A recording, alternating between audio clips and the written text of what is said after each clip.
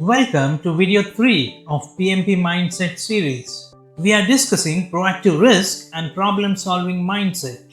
If you have been solving PMP questions and thinking, why is my answer wrong? I would just go and fix the question. Then this video is for you. One of the biggest difference between real-world reactions and PMP exam thinking is this. The PMP exam rewards proactive leadership, not the reactive firefighting. In many questions, something has already gone wrong, and the wrong answers usually immediately jump to fix the symptoms. But the correct answer often involves fixing something else first. It is understanding, analyzing, and following structured problem solving. Today, we are training the proactive risk and problem solving mindset. It is one of the most consistent patterns in PMP exam. What proactive means in PMP thinking. In the PMP world, project managers do not wait for the problems to explode. They identify risks early, analyze the root causes, follow structured processes, avoid emotional reactions, document and update relevant artifacts. When you say panic in an answer choice, it's usually wrong. Let's apply this knowledge. Scenario 1. Risk becomes an issue. You identified a supplier delay as a high-risk item earlier in the project. Despite mitigation efforts, the supplier informs you that they will miss the delivery dates, impacting the schedule. Here is the question now. What should the project manager do first? Option A. Escalate the issue to the project sponsor. Option B. Implement the agreed upon risk response plan. Option C. Replace the supplier immediately. Option D. Update the lessons learned register. So if you can see all the options and evaluate the possibilities and the reason behind all these options, looking at them, option B looks like the most suitable to me because it is implementing the agreed upon risk response plan. The risk response has been planned proactively. This is a classic PMP pattern. The risk was identified, a response plan was created. Now the risk has materialized. Now what you are doing is implementing the risk response plan. So the option A, to escalate the issue to project sponsor, is a premature decision making if escalation criteria is not met. Option C, to replace the supplier immediately, is ignoring the contractual and the procedural considerations which has been agreed between the buyer and supplier. Option D, to update the lessons learned, is something that is done during closing. Definitely not during execution. Not first. The PMP exam expects you to use existing plans before improvising on the scenario. Now let's take a look at one follow-up question on this. After implementing the response plan, the schedule impact remains significant. Now what should the project manager do next? Option A. Fast track the remaining work without any analysis. Option B. Perform the integrated impact analysis and submit a change request if required. Option C. Ignore the delay and attempt to recover later. Option D. Blame the procurement team for poor vendor selection. Definitely, option B is the correct answer. So even when responding to the issues, structured control remains essential. You assess the impact, you determine whether the baselines are affected. You follow integrated change control if necessary. The exam rewards discipline over urgency. Let's look at scenario 2. Unexpected quality deficiency. Here is the scenario. During quality testing, multiple defects are identified in a key deliverable. The team is under pressure to meet a milestone deadline. Now the question, what should the project manager do first when the multiple defects are identified in a key deliverable? Is it A. Approve the deliverable to avoid schedule delay? Option B. Conduct root cause analysis with the team? Option C. Escalate the issue to senior management? Option D. Reduce quality standards to meet the deadline? So the option A, approve the deliverable to avoid schedule delay, it is sacrificing your quality of the project. So definitely not option A. Option B, conduct the root cause analysis within the team. This is one of the strongest recurring pattern in PMP exam.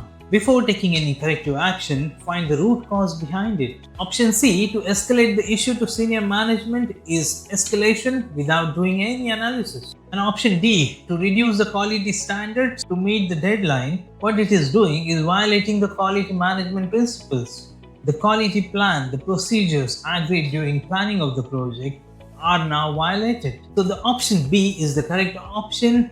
Before taking any corrective action, do the root cause analysis. Do not treat symptoms. Do not compromise quality. Do not escalate prematurely. Let's take a look at another follow-up question. If the analysis shows that unclear requirements caused these defects, what should the project manager do next? Either he should use option A, issue a warning to the development team, option B, update the requirements, documentation, and improve validation process. Option C, extend the schedule indefinitely. Option D, remove the quality assurance lead. With that understanding now, it's very clear that correct answer is option B.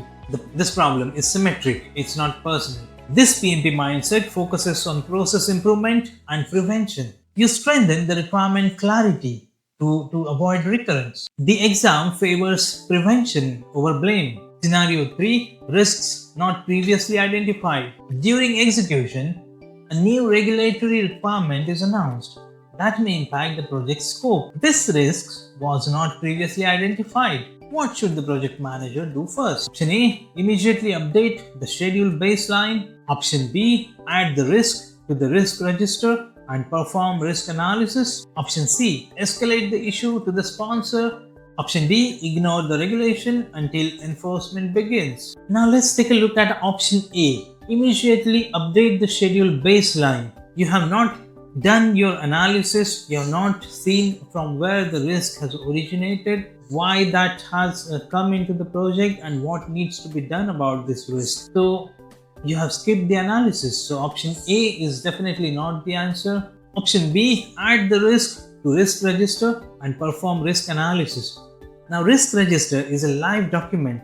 Any change happening in the project needs to be identified, assessed for its probability and impact, needs to be added to the risk register. That is called risk analysis. So if you are doing that after a new regulation has been added, that's a good thing to do. So I will go with option B. Option C is escalate the issue to the sponsor. May be unnecessary at this stage. You can do that at the later stage of the project. But at this stage, what you need to do is assess the impact. Option D, to ignore the regulation until enforcement begins, is a wrong way to proceed with the project, because every change that comes to the project needs to be assessed. The PMP exam expects structured thinking. Let's take a look at scenario 4, the recurring project delays. A project has experienced repeated minor schedule delays across several work packages. Now the question is, what should the project manager do first? Option A, add more resources to all delayed activities. Option B, perform trend analysis to determine the underlying cause. Option C, escalate the delays to steering committee. Option D, revise the project charter. The correct answer is option B. The recurring small delays are pointing towards a systemic issue. Before applying solutions like adding new resources to the project, you need to analyze the patterns. The PMP mindset avoids random corrective actions. So the option A may increase the cost without solving the problem. Option C is escalating without any analysis. Option D, to revise the charter, is not an option, it's unrelated to the problem. Recognizing the exam patterns. Let's step back. In every scenario we have seen today, the correct answer involves using an existing plan, performing analysis before acting, identifying the root causes, following a structured process. And the wrong answers involved panic, blame, escalation without investigation, and quick fixes without understanding.